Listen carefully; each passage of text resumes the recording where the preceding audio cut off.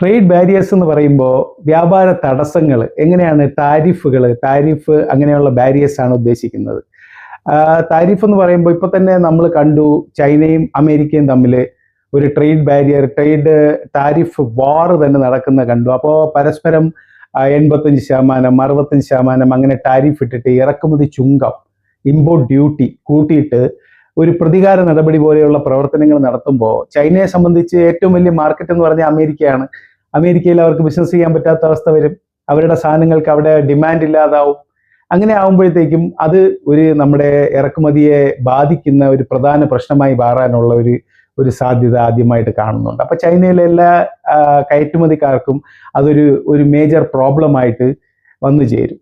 അതിനോടൊപ്പം തന്നെ ഓരോ രാജ്യങ്ങളും ഏർപ്പെടുത്തുന്ന കോട്ട എന്ന് പറയുമ്പോൾ ഓരോ രാജ്യത്തു നിന്നും ഒരു സാധനം, ഒരു പ്രോഡക്റ്റ് എക്സ്പോർട്ട് ചെയ്യാവുന്ന ലിമിറ്റിനെയാണ് കോട്ട എന്ന് വിളിക്കുന്നത്. ഇന്ത്യയെ സംബന്ധിച്ച് ഇന്ത്യ S30 എന്ന് പറയുന്ന ഷുഗർ മാനുഫാക്ചർ ചെയ്യുന്നുണ്ട്.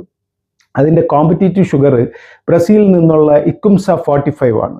അപ്പോൾ ഈ S30യുടെ ഡിമാൻഡ് വളരെ കൂടുതലാണ്. കാരണം എന്ന് പറഞ്ഞാൽ ബ്രസീലിയൻ ഷുഗറിനെ കാട്ടിലും ഇന്ത്യൻ ഷുഗറിന് മധുരം കൂടുതലാണ്.